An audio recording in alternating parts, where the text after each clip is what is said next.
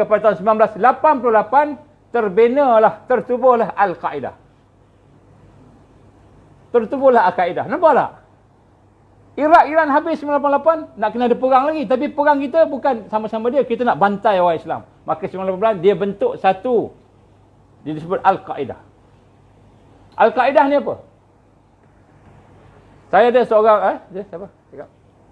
Al-Qaeda ni apa? Siapa tahu Al-Qaeda? Pernah dengar nama Al-Qaeda? Bahasa Arab Al-Qaeda ni. Baik. Apa Al-Qaeda ni? Dia kata Al-Qaeda ni satu organisasi teroris. Kan? Sebab tu minggu lepas saya sebut 1979 mereka dah kata bila perang Afghanistan lawan Rusia, Afghanistan menang, kan? Afghanistan mempertahankan tanah air dia. Menang, Rusia balik kalah. Tiba-tiba Afghanistan dituduh sebagai teroris, pengganas. Jadi 1979 bermulanya gerakan pengganas. Ini Amerika bercakaplah. 1988 kan? Maka dia kata tertubuhlah Al-Qaeda. Al-Qaeda ni siapa dia punya ketua dia? Osama bin Laden. Oh, pandai sebenarnya. Osama bin Laden, Abdullah Azam, Al-Syahid, dan orang-orang yang berjuang ketika melawan Rusia dulu. Tapi yang dia figure yang dia gembar-gemburkan adalah Osama bin Laden. Maka 1988 mereka telah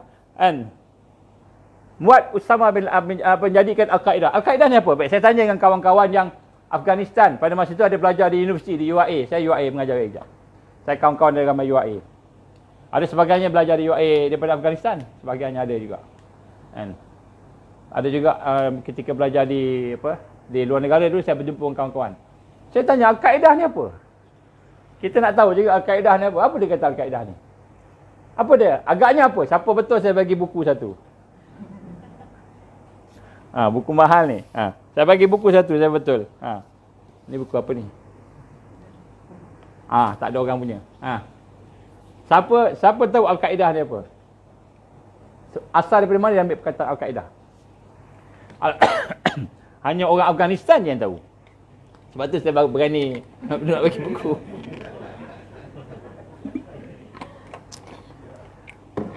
Al-Qaeda ini adalah satu bangunan yang ada di satu tempat, di mana di Peshawar ke, di mana-mana ke, ikutlah mana-manalah. Yang mana bangunan ini ada bertindak sebagai pejabat pos. Contohnya lah kita daripada Malaysia nak hantar kawan kita ke Afghanistan. Di Afghanistan gunung-gunung, kampung-kampung. Di mana ada jalan P. Ramlee, jalan Tun Razak, mana ada?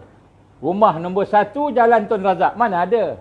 Megan Avenue 1, Megan Avenue 2, kan? Mana ada? Dia tak ada. Dia rumah kampung-kampung, tak ada alamat pun. Jadi macam mana cara mereka nak dapat barang-barang daripada anak dia kat luar negara yang hantar ke rumah dia? Maka caranya ialah apabila anak-anak dia tu nak kirim barang, maka dia akan tulislah Pak Mat, kan, Gunung 1, rumah kat tengah-tengah. Itu. Contoh Pak Mat ni. Macam itu je. Kemudian dia akan hantarlah ke bangunan yang nama Al-Qaeda tadi. Maka Pak Mat pula, dia tahu anak dia akan hantar. Mesti anak dia hantar. Dia akan datang. Ada tak surat untuk Pak Mat, Gunung 1, rumah tengah? Dia pun tengok. Oh, ada ni Pak Mat nak ambil. Macam itu. Itulah. Al-Qaeda maknanya satu cara, metodologi macam mana nak sampaikan surat barang-barang daripada luar negara mana-mana, kirim ke kampung-kampung gunung gandang tu. Itu Al-Qaeda. Jadi CIA ni ambil Al-Qaeda tu, kata inilah jaringan. Jaringan teroris dia kata.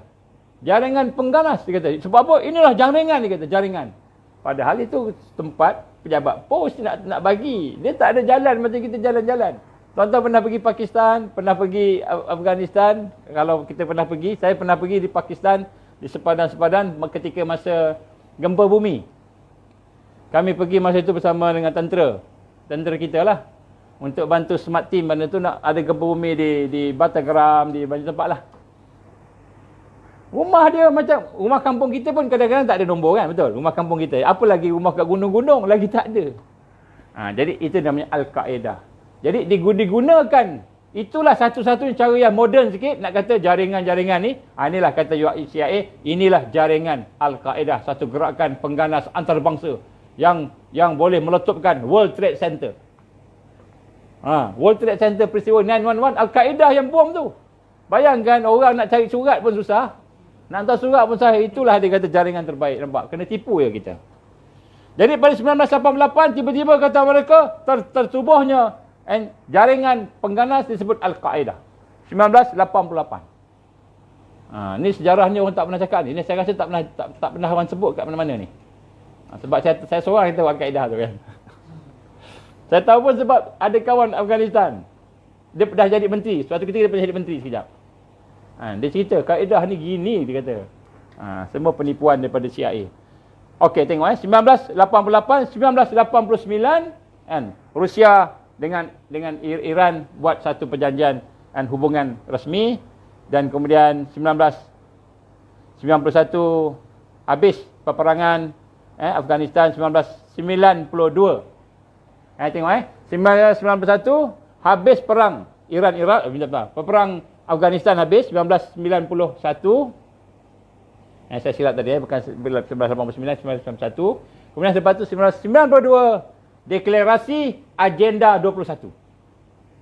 Lepas dia dah timbulkan dekat dunia ni bahawa dunia ni ada pengganas, orang Islam ada pengganas, orang Islam ada yang jahat ni, timbulkan bahawa kita kena buat sesuatu yang baik. Maka 1992 berlakulah Earth Summit oleh United Nations di Rio de Janeiro pada tahun 1992.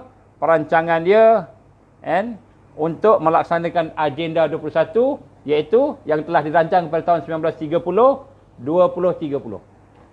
Jadi 1992 baru dia boleh nak plan secara detail.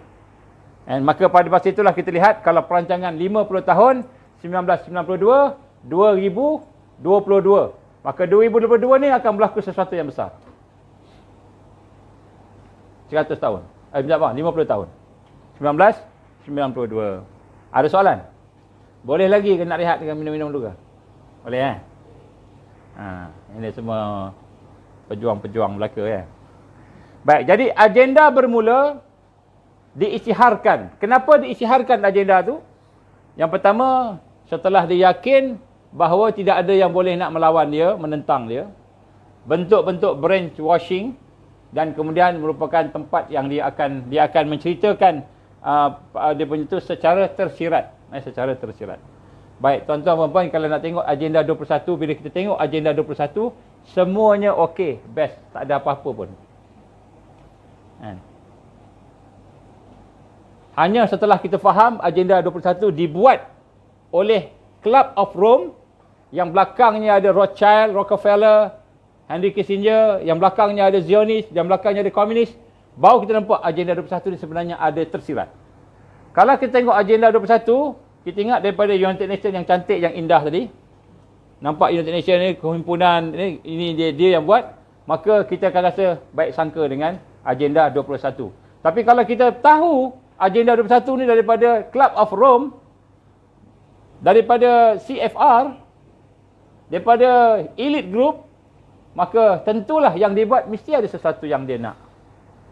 Club of Rome ni nanti kalau satu masa saya akan cerita di malam hari. Saya akan cerita sikit. Kita akan sambung. Jadi apabila Agenda 21 tu bermula 1992, maka berjalanlah, saya nak pendekkan cerita, sehinggalah mereka sebenarnya ada benda berlaku 1992 sampai 2000, ada benda berlaku, contohnya 1997 ada benda berlaku, tapi kita masa tak banyak. Saya nak terus kepada fasa kedua, Malhamah Kubra. Fasa pertama masih bila tadi? Siapa ingat? 1979 dengan Rusia kan? Itu fasa pertama bermula. Fasa kedua ialah tahun 2001. Kenapa saya kata 2001? Sebab fasa kedua dia sendiri mengisytiharkan untuk perang dengan orang Islam, disebut pengganas Islam. Apakah yang menyebabkan dia mengisytiharkan peperangan tadi? Dia mengisytiharkan peperangan sebab berlakunya peristiwa 911, 911, iaitu World Trade Center telah diletupkan, dikatakan diletupkan oleh Osama bin Laden yang telah dicipta pada tahun 1988 tadi. Jadi 2001 bermulalah fasa kedua Malhamah Kubra mengikut perancangan mereka. Itu fasa kedua ni apa? Sekarang ni daripada 79 mereka nak mencipta pengganas. Mereka cipta Lepas tu tahun 2001 mereka nak lawan pengganas. Jadi tahun 2001 mereka telah mengisytiharkan war on terrorist. Setelah berlaku World Trade Center. Ini kita kata mereka secara langsung isytihar, declare. Maka pada tahun 2001, 11 September, berlakulah World Trade Center. Kemudian lepas tu deklarasi pada 16 bulan dan 20 bulan. Pada 7 Oktober 2001, mereka hantar tentera ke Afghanistan dan ke Iraq. Nampak? Ke Afghanistan dan ke Iraq. Dan pada masa itulah musuh mereka bukan lagi Al-Qaeda. Bila dah masuk tu, musuh mereka ialah ISIS. Apa beza Al-Qaeda dengan ISIS? Al-Qaeda ni dia fokus kepada Afghanistan. Dia fokus kepada kawasan situ. ISIS pengganas antarabangsa. Antarabangsa. Maknanya dia bukan orang Arab je. Dia bukan orang Afghanistan saja. Dia bukan orang Iran saja. Tetapi dia termasuk juga orang-orang di luar negara. Daripada kawasan situ termasuklah orang-orang yang ada di Asia Tenggara. Seperti di Malaysia, di Filipina, di Indonesia, di Thailand, di mana. Mana-mana sahaja yang dikatakan sebagai ISIS, maka mereka itu halal darahnya untuk ditumpahkan. Halal hartanya untuk dirampas. Kan? Halal. Jadi mereka telah mengisytiharkan pada tahun 2001. Jadi sebab itu saya sebut fasa kedua Malhamah Kubra apabila mereka telah masuk kepada mengisytiharkan, deklarasi. Baik, 2001 berlakulah banyak-banyak benda. Kita tengok, saya dah ceritakan yang lepas. Kemudian 2010 berlakulah pendedahan perancangan mereka secara resmi oleh Rockefeller Foundation berkenaan apa yang akan berlaku di sini. Saya ada cerita juga secara detail dalam siri yang lepas. Kalau tuan-tuan tak dapat, mungkin tengoklah siri yang lepas. Saya pun tak ingat yang mana satu. Baik. Kita nak masuk kepada ni zaman kita ni. Tahun-tahun kita ni. Tadi tu saya nak cerita, tujuan saya cerita daripada awal tadi supaya kita nampak dia punya pattern dia. Pattern dia kita nampak. Trend dia kita nampak Ya baik. Ya betul. Betul. ISIS pun US buat juga, betul. Saya ada sejarah ISIS, saya ada. Tapi kalau nak cerita panjanglah. Macam mana 1999 Zarqawi itu ditangkap oleh CIA. Kemudian dia lepaskan, dia pergi ke Iraq. Di situ dia membentuk. Dia bergabung dengan orang-orang Islam yang dipanggil Salafi Takfiri. Salafi Takfiri ini orang-orang Islam yang menggelarkan diri nak kembali pada Salafi yang mengkafirkan orang. Maka dia mengkafirkan orang ni. Dia kata kafir boleh bunuh. Jadi ramai ulama-ulama Ahli Sunnah wal Jamaah juga yang dibunuh oleh Salafi Takfiri sebab tak sama. Pandangan tak sama, dibunuh. Jadi Zarqawi inilah yang memulakan. Zarqawi ni siapa? Setengah kata dia ni CIA. Tapi dalam sejarah dia ditangkap di US. Dah ditangkap, CIA lepaskan. Sejarah tu kita ada. Kita ada sejarah tu. Tapi kalau saya nak cerita detail tu panjang lah kan, tak sempat.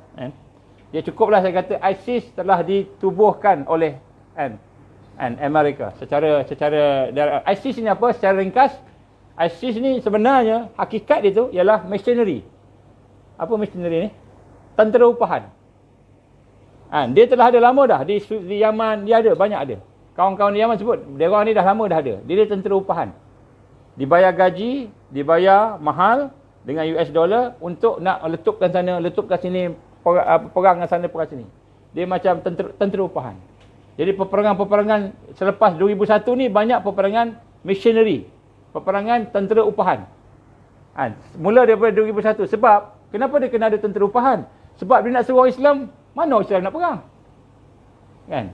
Kalau dia kata, tuan-tuan, ada yang nak pergi perang tak? Takut adalah kan? Saat lagi tiba-tiba ada kan? Sherin bawah kan? Sherin kan? Rupanya bomber kan?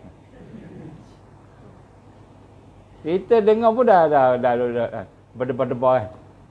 Ada Roblox JPJ pun dah berdebar-debar kan.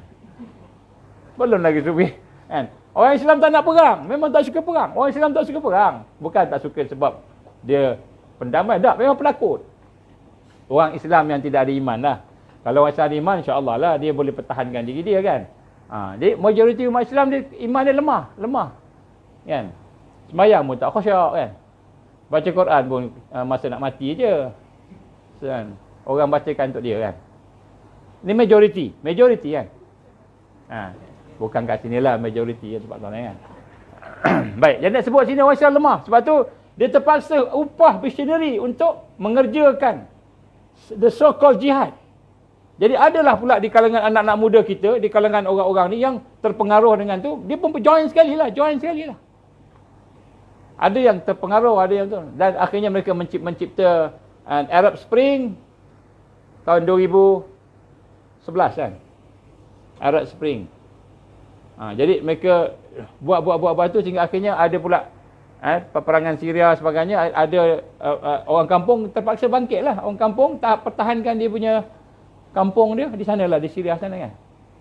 Jadi berlakulah. Jadi kita sebut sini, maka berlakulah tadi tu IC sebenarnya. Saya tak nak masuk itu sangat. Kemudian lepas tu 2014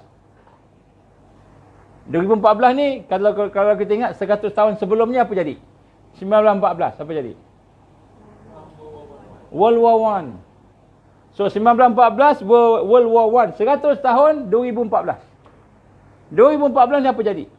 Maka digambarkan dalam satu laporan oleh satu agensi mereka jugalah, iaitu laporan daripada Henry Kissinger. Dia ada tulis satu buku, dia namanya World Order. Dia ada tulis satu buku nama World Order. Dunia World Order apa dalam bahasa Melayu?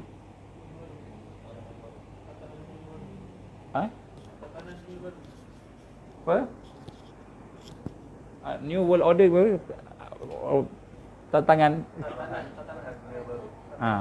Kalau kita pun order juga kan bahasa kita pun kan. Kita menjadikan bahasa order tu sebagai bahasa kita kan. Jadi World Order je kan. Penyusunan penatanan dunia baru. Kemudian dia tulis dan dia menceritakan dalam laporan itu, saya ada laporan dia.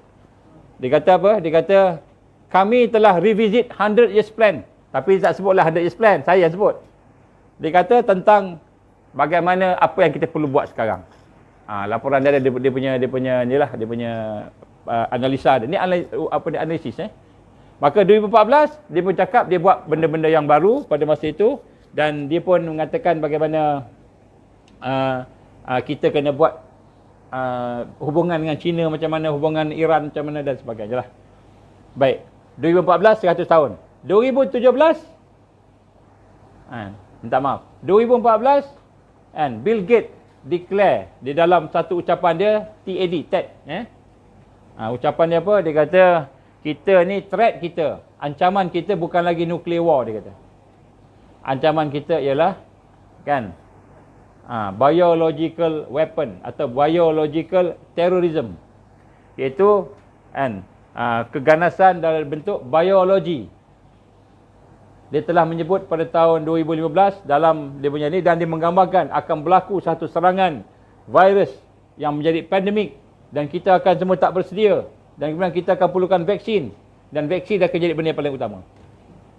Tahun 2015. Kemudian 2015 dia cakap macam itu, dia sebut tunjuk gambar. Gambar dia virus coronavirus. COVID macam kita punya gambar ni lah. Sama. 2015. Kita baru kenal 2019. Baru tahu COVID ni kan. Tiba-tiba ada orang mati kat Wuhan kan. Kenapa? Makan kelawar. Makan kelawar. Dia dah makan kelawar bertahun-tahun. Kan? Tak pernah kena pun kan. Tiba-tiba kena. Wallahualam.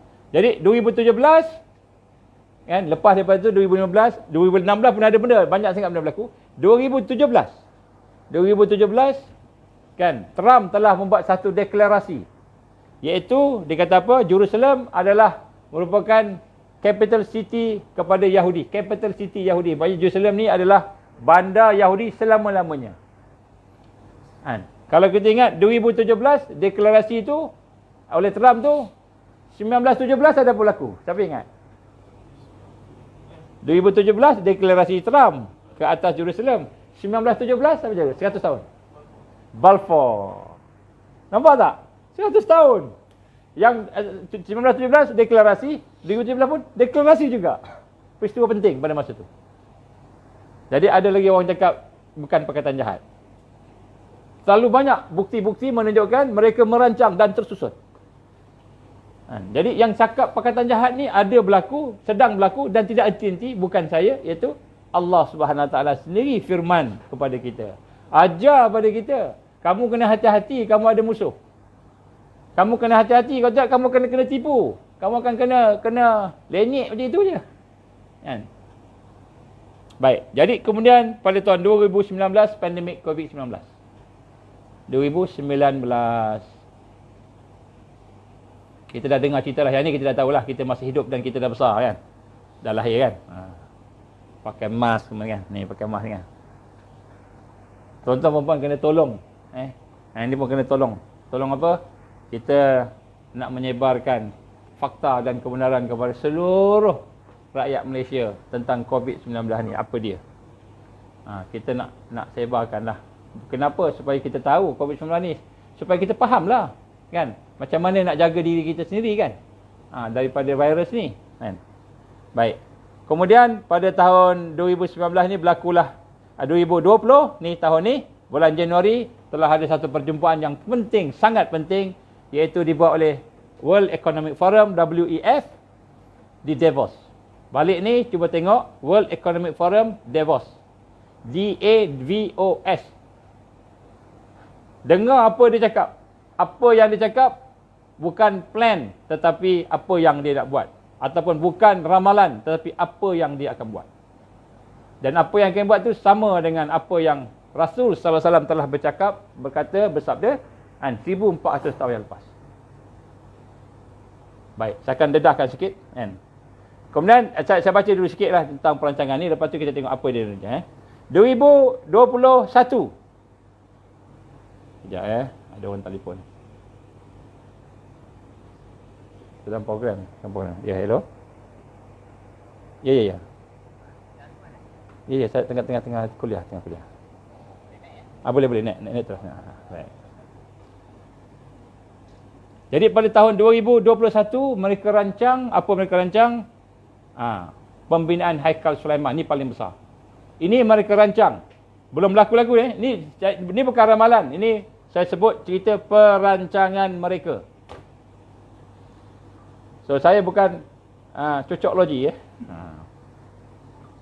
Macam mana saya tahu? Sebab tahun 2014 kan, Pop Perancis telah mengisytiharkan kami daripada Katolik bersetuju bersama-sama dengan Israel untuk menubuhkan The Third Temple 7 tahun daripada sekarang. 7 tahun maknanya 2014 sampai 2021. Itu perancangan mereka. Jadi tak? Wallahualam. Tapi kalau jadi, apa maknanya? Mungkin setahun, 2 tahun. Atau 3 tahun. Lepas itu akan berlaku kedatangan raja dia. Kalau jadi. Wallahualam. Baik, apa lagi yang mereka plan 2021 ini? Mereka plan, ini dengar. Wahai sekalian pemimpin pertubuhan Islam. 2021 mereka akan pecahkan Muslim. Pecah belahkan Muslim. Muslim akan berpecah. 2021. Pemimpin politik dah pecah dah kan? Pemimpin agama akan pecah tak lama lagi. Mungkin akan berlaku tuduh-menuduh lepas ni. Boleh duduk, boleh masuk tuan. Ada kursi lagi tu. Ada kursi lagi. Mereka akan pecahkan Muslim dan platform mereka dan bermulalah fitnah Ad-Duhaima secara langsung. Maka akan berlakulah terpecah manusia kepada munafik dan mukmin. Bagaimana Rasul SAW gambarkan. Ada orang akan menjadi seorang yang mukmin, tidak ada sikit sifat nifak. Ada orang yang akan jadi seorang munafik, tidak ada sikit sifat iman. Baik. Macam mana nak berlaku begitu? Ini sensitif, tapi saya sebut juga. Sebab tu saya baca ayat yang tadi, saya mula-mula saya baca. Tuan-tuan, puan-puan baca Allah, kemungkinan besar akan berlakulah bermulanya peace convoy. Peace convoy akan bermula. Sebenarnya peace convoy dah bermula dah pada tahun 2015. Melalui Council of Muslim Elders.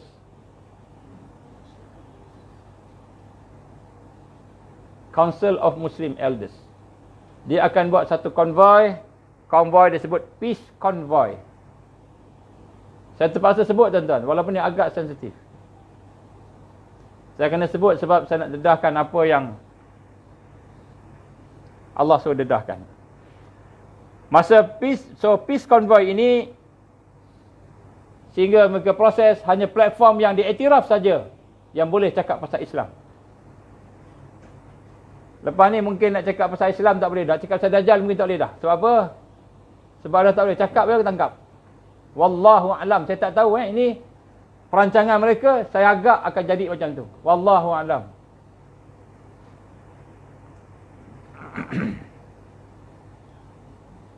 Sekarang pun dah ada bunyi-bunyi dah. Bunyi-bunyi dah ada sekarang. Yang kedua, akan berlaku dialogue of East and West. Akan berlaku dialogue of East and West. The dialogue between East and West comes within the framework of the effort aiming at achieving those goals through several periodic meeting. East dan West akan dibuat melalui perjumpaan demi perjumpaan secara berkala. With the world major religious institution discussing 4 main point. Dengar ni. Sebab tu saya kena cakap juga. Benda ni ada dalam internet, tuan-tuan boleh tengok. Apa nama platform tadi? Siapa ingat saya cakap apa tadi?